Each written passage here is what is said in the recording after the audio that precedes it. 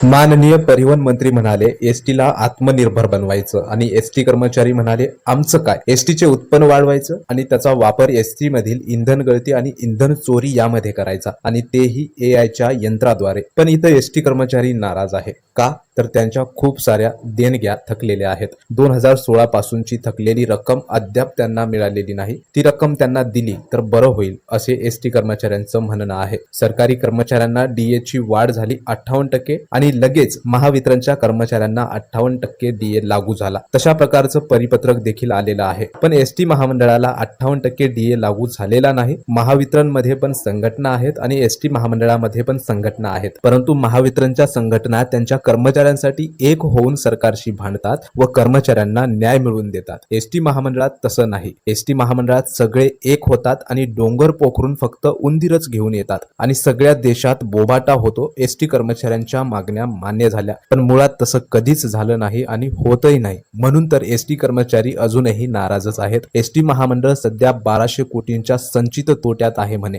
ST महामंडळाला diesel कंपन्या प्रति लिटर 5 रुपये डिस्काउंट देणार आहेत। या डिस्काउंट मधून जवळजवळ 250 कोटी वर्षाला फायदा एसटी महामंडळाला होणार आहे आणि या फायद्यातून एसटी महामंडळाच्या मोकळ्या जागेत किंवा महामंडळाच्या छतावर सोलार पॅनल लावून विजेची बचत करून वीज विक्री करणार। खरं तर हे निर्णय एकदम चांगले आहेत। एसटी महामंडळात 251 बस डेपो आहे आणि 600 पेक्षा जास्त बस स्थानके आहेत। या मार्फत 50 ते 55 लाख प्रवासी प्रवास करतात। म्हणजेच महामंडळ हे सेवा देतं। सेवा देत असताना तोट्याचा विचार करायचा नसते, कारण सेवा ही सेवाच। परंतु महामंडळ एसटी कर्मचाऱ्यांच्या आर्थिक देणग्या द्यायच्या वेळेस तोट्याचा आकडा मोठा करून संघटनांसमोर आणि संघटनांमार्फत कर्मचाऱ्यांसमोर ठेवते। हे असं दरवेळेस का होतं की हे दिशाभूल करण्याचे यंत्र आहे, ते एसटी कर्मचाऱ्यांना अद्याप कळलेलं नाही। या व्हिडिओच्या मार्फत महावितरण कर्मचाऱ्यांप्रमाणे व सरकारी कर्मचाऱ्यांप्रमाणे 58% डीए एसटी कर्मचाऱ्यांना लवकर लागू व्हावा हीच अपेक्षा। हा व्हिडिओ सर्व एसटी कर्मचाऱ्यांच्या व्हॉट्सअप ग्रुपमध्ये शेअर करा, व्हिडिओला लाईक करा,